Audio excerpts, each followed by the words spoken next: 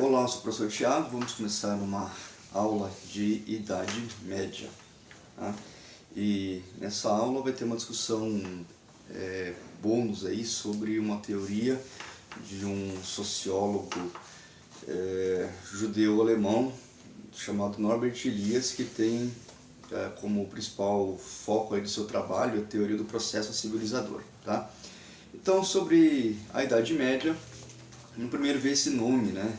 Idade Média, média vem de meio, né? Meio termo, né? E esse termo médio está fazendo oposição ao moderno, né? Digamos que quem inventou esse nome não morava na Idade Média, e sim na Idade Moderna, que achava, né, o termo moderno quer dizer que as coisas são melhores do que outras, né? Então tá colocando algo no meio que ficava entre o moderno e o antigo, tá? Então isso é o médio, mais ou menos, tá? E é algo então que não era muito valorizado, tá? Quem inventou o termo Idade Média foi a partir dos renascentistas e depois confirmado pelos iluministas, tá? Então, portanto, nos dois polos aí da própria Idade Moderna. A Idade Média vai surgir com a queda do Império Romano, né?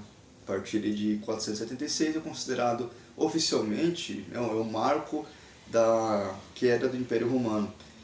E não vou entrar muito nos fatos da queda do Império Romano, mas vamos lá, os motivos. O que levou ao fim do Império Romano?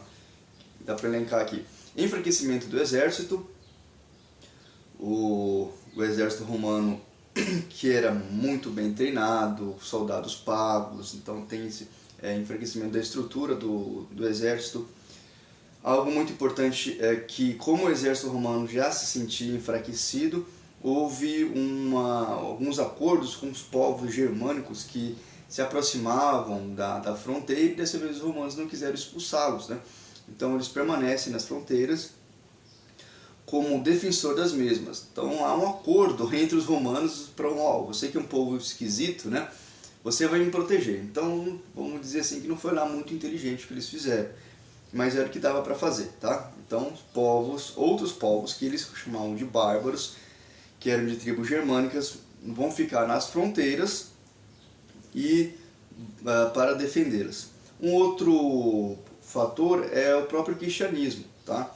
Porque a religião cristã ela prega entre seus elementos da doutrina um pacifismo, tá? Esse pacifismo vai se opor a guerras de conquista, né, quando um povo se acha melhor do que o outro e por isso quer dominar o outro. O próprio cristianismo é uma religião de escravos, né? Ela chega em Roma tanto por homens livres, mas depois que vai ganhar a adesão dos escravos, tá? Então, sobretudo das classes mais baixas, por onde vai se espalhar o cristianismo. E também o fim da expansão de conquista de novos territórios, que vai ocasionar a escassez de mão de obra escrava, né? Porque a mão de obra escrava necessitava, digamos, sempre conquistar mais territórios, mais ou menos como o capitalismo, né? Se está se expandindo, tá bom. Se para de se expandir, opa, está em crise, não está crescendo, qual que é o problema? Né? E aí ele implode, né? O sistema escravista implode digamos assim, tem uma religião que já não incentiva mais a conquista de outros povos, tem um exército fraco que não consegue mais defender as próprias fronteiras, né? E por fim ocorre a invasão dos bárbaros, tá? As invasões bárbaras. Esses povos que estavam na fronteira vão ser pressionados por outros povos, por hunos, e fugindo, digamos, de bárbaros piores ainda, eles invadem as fronteiras do Império Romano e preferem atacar os romanos, que são mais fracos do que se defender dos hunos, tá? E o termo bárbaro,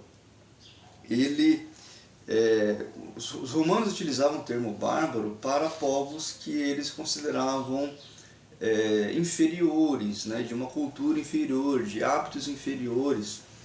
E, então, uma cultura que eles não reconheciam como digna, como válida, tá? Quem são esses povos bárbaros? Então, inicialmente, os germânicos, dos germânicos que vai dar origem posteriormente a boa parte da França, né? Inicialmente a França era ocupada por tribos celtas, tribos, digamos assim, os gauleses, né? Os gauleses que eram não germânicos. Depois vêm os germânicos ocupando a França e se misturando com esses povos que já estavam lá, e que vai dar origem ao reino dos francos. Já a gente vai falar dos francos. Mas sobretudo a Alemanha, né?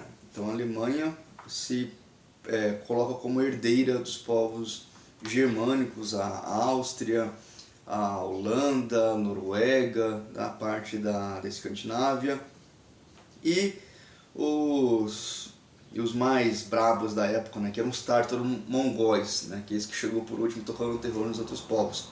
Que aí entram os hunos principalmente, os turcos e os búlgaros. Bem, então nós temos na Idade Média um período aí arredondando de 1000 anos, né? 1000 anos de Idade Média, que alguns colocavam erroneamente como Idade das Trevas, como se fosse uma época onde a superstição superava a ciência, né? Onde a fé era mais importante do que a razão. E em alguns momentos isso pode ficar realmente evidente, mas em outros isso não é tão evidente assim, né? E para algumas pessoas haviam coisas bem interessantes, né, para se viver naquele momento. A Idade Média, como é 1000 anos, ela tem uma divisão bem simples, né? Dividir ela ao meio, temos duas metades. A primeira metade da Idade Média, quando começa, após a queda do Império Romano, é chamada de Alta Idade Média. Tá? Alta porque o sistema feudalista ele vai estar se desenvolvendo, né? Vai estar ampliando, né? Chega a seu auge e aí vai começar a queda, então direção abaixo, né? Então tem a Baixa Idade Média. A Baixa Idade Média vai ser a partir aí do ano 1000, né? A partir do século X, século XI, 11 por aí começa a Baixa Idade Média. O importante é saber que a Alta Idade Média no começo da Idade Média, a Baixa Idade Média já é se aproximando do final da Idade Média. Bem, após esse período aí na Alta Idade Média dos ataques das primeiras hordas bárbaras, né, as cidades vão se tornar um local ruim para se viver, porque era fácil atacar uma cidade, ela não conseguia se defender direito. Sobretudo que não conseguia resistir muito tempo a cercos, né, cercos militares, porque o alimento ia acabar e sobretudo a água, né. Roma, por exemplo, se rendeu da última vez quando foi destruído o aqueduto, né. Então acabou, não chegava mais água, não tinha como a população sobreviver, aí ela abria as portas da cidade e a cidade era conquistada. Por causa disso nós temos o chamado êxodo urbano, né? No êxodo urbano a gente vai ver o processo de ruralização da sociedade, né? É interessante, né? Isso só vai ser revertido na Revolução Industrial, né? Que nós temos o êxodo rural, né? Então que é o êxodo urbano, saída da cidade buscando refúgio no campo. E já havia uma instituição, um modo de se viver no final do Império Romano chamado colonato. Colonato, que vem a palavra colono, né, que está ligado a um camponês que trabalha na terra de um senhor, né, alguém que trabalha na terra de uma outra pessoa, ou uma espécie de pequeno proprietário, né, de terra que não tem um dono, né, o que se acha, né, um pequeno dono. Tá? Do sistema de colonato que vai dar origem ao sistema de servidão, que é típico da Idade Média, né? Então o servo é aquela pessoa que trabalha na terra, que é preso à terra, que não pode sair daquela terra, e essa terra vai ter um dono, tá? E esse dono vai ser alguém da nobreza. Tá? Então vamos lá, tem esse binômio aí, né? Servidão, nobreza, que é uma característica da Idade Média. E para os nobres vai ter uma outra instituição chamada comitatus. O comitatus era a obrigação que existia entre a nobreza e membros da nobreza e o rei, né? Porque, vamos lá, quando houve essa invasão dos povos germânicos, existia um líder. né, um líder militar que estava comandando os saques, os ataques. Posteriormente, após essa conquista, esse líder vai se tornar o rei, né? O rei, o líder militar, né? O rei vai ser um grande líder militar no começo da Idade Média, né? Então o rei é aquele cara troglodita, né? Aquele cara da espada, né? Que quer conquistar as coisas, né? Quer fazer sua vontade, mas para fazer sua vontade ele precisa de aliados, tá? Ele não consegue mandar simplesmente nas pessoas porque, digamos, há uma tendência natural à obediência, não é isso. Mas porque o rei constrói alianças, então essas pessoas se alinham ao rei porque se sentem mais fortes sobre a sombra de alguém, né, que é simbolicamente mais forte que ele. Então esse líder militar conquista terras, é muita terra, ele não consegue administrar tudo, então por lógica ele vai estar dividindo com outras pessoas esse poder de governo, né, para governar. Então surge aí a nobreza, tá? Na nobreza nós temos o rei, que era o grande guerreiro, que era o chefe militar, e os demais guerreiros de sua confiança que vão ser senhores de terras, tá? Que esse líder militar vai então distribuir terras. Em troca, esse guerreiro vai dever obediência ao rei, né? Obediência, gerar fidelidade ao rei quando o rei precisar dele. Precisar para quê? Para guerra, tá? Então, uma característica da Idade Média, sobretudo da Baixa Idade Média, Alta Idade Média, baixa um pouco também, vai se criar uma sociedade guerreira, tá? Daí, por exemplo, nós temos a figura do cavaleiro. O cavaleiro vai ser um nobre, pronto para ir para a guerra, tá? Defender suas terras ou conquistar outras terras que acham que são dignas deles, tá? Então, dessa instituição comitatus, que nós vamos ter que vai dar origem, né, a uma instituição típica da Idade Média, que é a suzerania e a vassalagem, né? O vassalo, no caso, seria um nobre que ganhou a terra, e o suzerano, o rei, tá? Então, um dependendo do outro. O rei depende dos seus vassalos para a guerra, e o vassalo depende do rei para defender a própria terra. Porque se um vassalo é atingido, né, a terra é ameaçada, ele vai chamar o rei, que vai chamar a gangue toda, tá, para defender essas terras. Após esse período da intensa ruralização, houve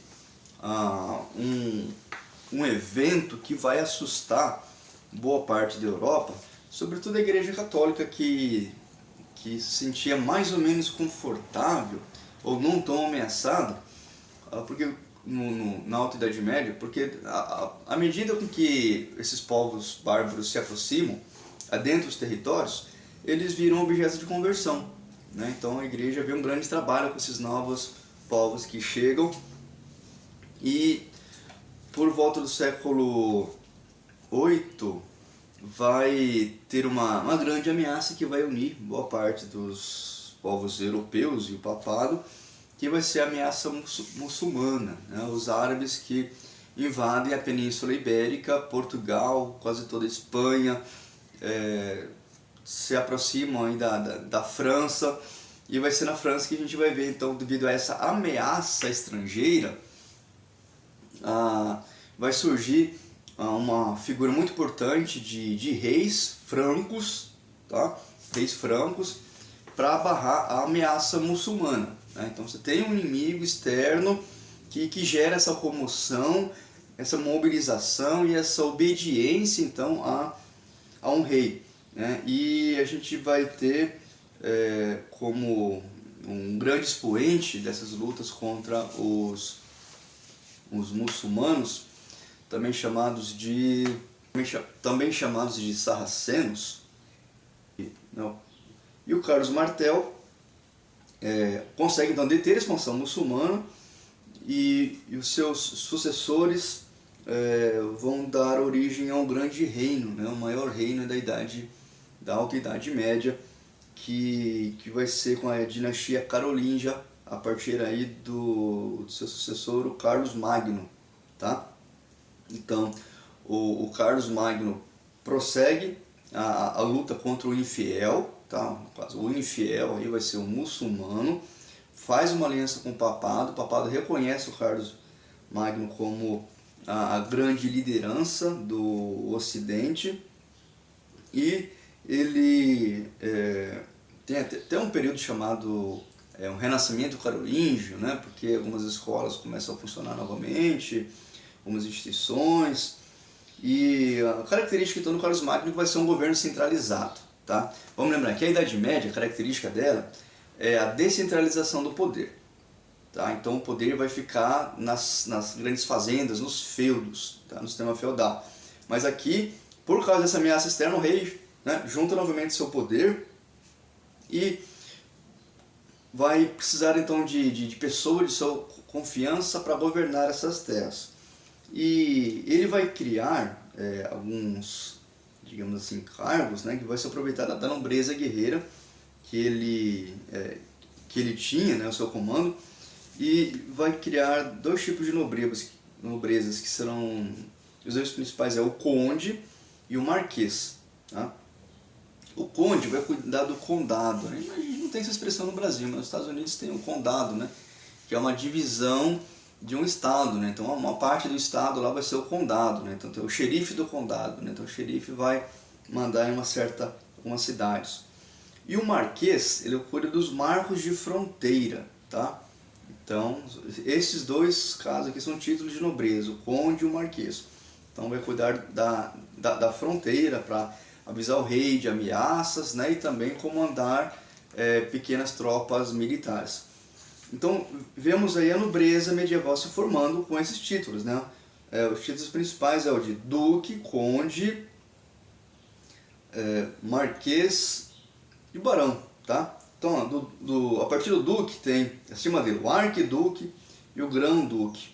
O conde tem o visconde, o marquês, propriamente dito, barão, o nome feminino baronete ou baronesa, e o cavaleiro, né, que não é um título dos melhores, né, mas já era uma distinção, né, cavaleiro e escudeiro, tá? Então todos esses aí são títulos de nobreza. E após essa introdução aí com fatos importantes, né, explicações gerais, vamos para a formação da sociedade feudal. Bem, na sociedade feudal a gente vai ter duas classes principais, né, de início, que serão os servos e a nobreza. Posteriormente vai surgindo a burguesia, né? Bem, a origem da nobreza ela está associada a premiar guerreiros com terras, tá? Quando o rei é o conquistador, ele vai premiar então seus aliados com terras. O papel de servo vem de servir, servidão, né? Servir a um senhor. Quem é esse senhor? O dono das terras.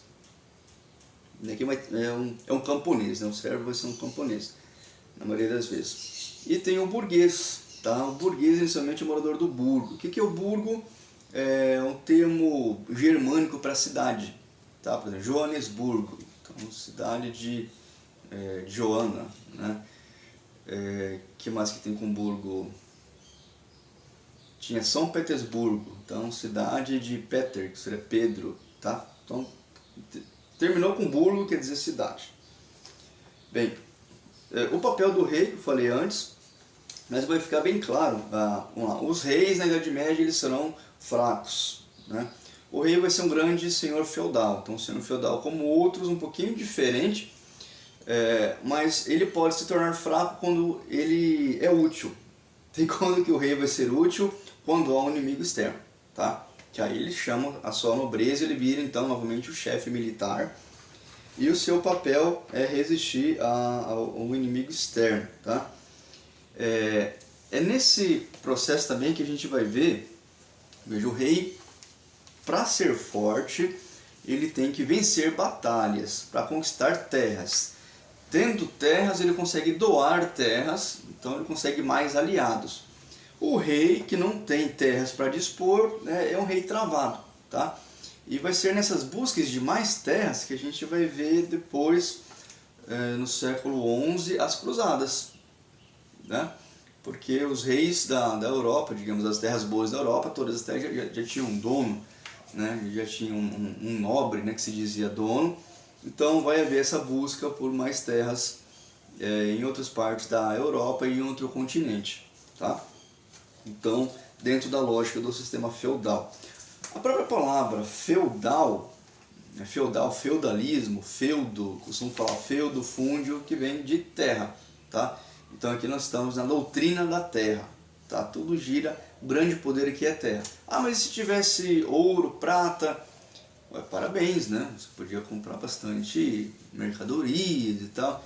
Agora nada garantia que você ia comprar terra, né? Que é onde dava o poder político de fato, tá? Estava sobre terras. O ouro, tesouros eram bem-vindos, mas, né, o diferencial mesmo eram as terras. Por quê? Junto das terras, que você tinha pessoas trabalhando nas terras, tá? Então, quando um nobre ganhava terras, digamos que vinha junto no pacote servos, né? Pessoas que precisavam sobreviver, que não tinham terras, então já estavam naturalmente inclinadas a serem subservientes a alguém.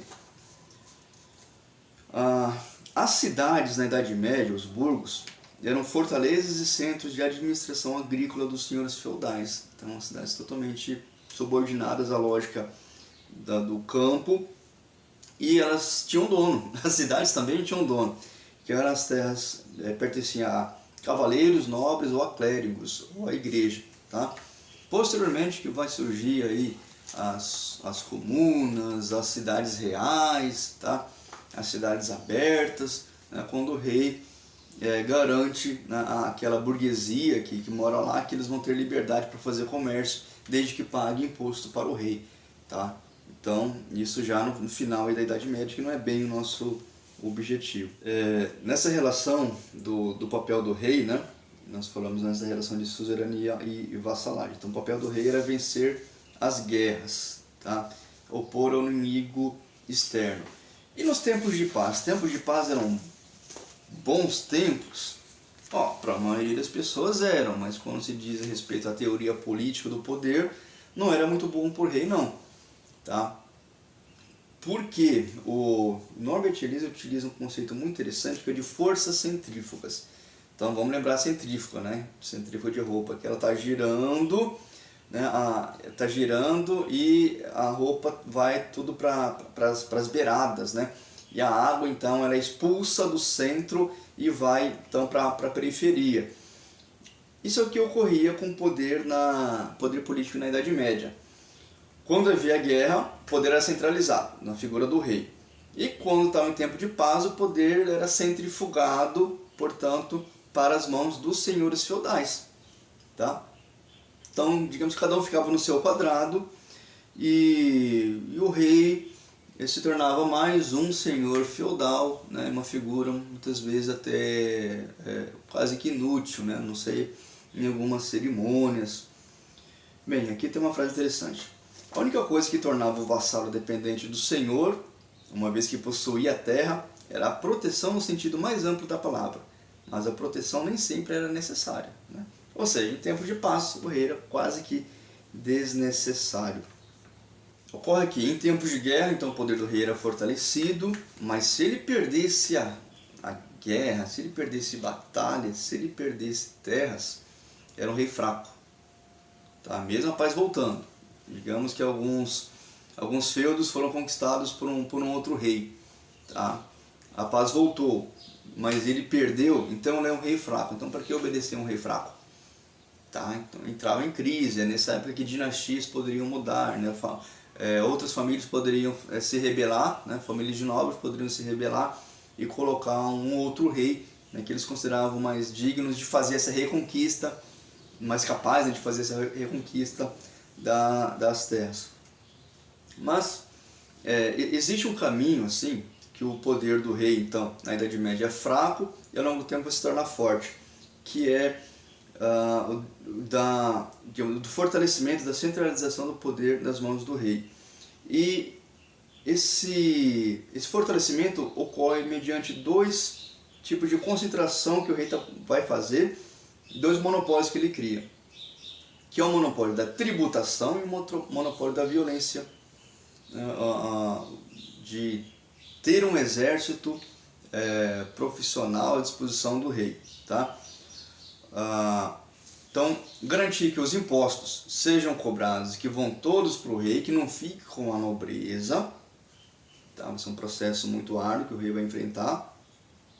E monopólio militar. Então, o rei ter um exército, ter dinheiro para pagar esse exército e fazer com que essa nobreza seja então desnecessária. Então, olha só o jogo de poder, né? Ora, o rei não é necessário, então a nobreza está lá em cima. Aí o rei, ao longo do tempo, tem uma aliança com quem tem dinheiro, quem vai ter dinheiro, a burguesia, para que ele consiga então cobrar impostos da burguesia, oferecer proteção à burguesia e dessa forma deixar a nobreza menos útil, tá? Então fortalecendo o poder do rei. E a ideia dos impostos que nós temos hoje, algo natural, né? Mas no início era cobrado em época de guerra, né? Então há uma necessidade, o rei cobra tributos, uma espécie de ajuda ocasional. Não, você vai ter que me ajudar, não é porque nós estamos em guerra, depois da guerra não precisa. E essa ajuda acaba virando permanente, né? De ocasional essa ajuda acaba permanente, acaba sendo o hábito e aí tem a origem do imposto, tá? E os impostos aí sim vai favorecer completamente o rei. E temos o surgimento do Estado, tá? Essa palavra muito complexa que demanda muito raciocínio, mas o Estado que vai surgir na figura do rei, na sociedade ocidental, tá? Europeia, sendo gestado na Idade Média, né? Muita gente acha que na Idade Média foi apenas um período de percas, mas não, foi um período de gestação dessa sociedade que nós temos hoje, né? Muita coisa sendo criadas lá, como por exemplo esse Estado, né? Então, o Estado surge do conflito de interesses entre várias funções sociais, como uma forma de organização social. E dentro desse binômio aí, impostos e soldados, os homens do rei. Tá? E, portanto, nisso nós temos os monopólios reais, com o aumento da interdependência. Esse é um conceito caro no Norbert Elias, porque ele vai falar que a sociedade é formada por indivíduos, óbvio. Mas o indivíduo ele não age apenas pela sua vontade, pela sua consciência. Ele sempre tem que pensar na sua ação social, como que o outro vai reagir. Tá? Então, se eu gritar, as pessoas vão me escutar? Ou se eu gritar em uma sala, as pessoas vão me achar doido? Tá? Então eu tenho que fazer esse cálculo, né, para aquele momento, como que vai ser a reação do outro, para daí eu pensar a minha ação. Interdependência entre as pessoas, que vai desde a ação social, tem que ser calculado, como também da interdependência do trabalho, né? Ou seja, cada um vai fazer uma parte do todo, cada um fica mais dependente do outro, né? E nesse aumento do depender do outro, vai ter mais uma competição entre as pessoas, diminuindo, portanto, essa competição entre o Estado. Né? A ideia de derrubar o Estado, derrubar o rei. Né? O rei acaba se tornando acima da sociedade, né? Um Estado acima da sociedade, gerenciando os conflitos e deixando as pessoas competirem entre si.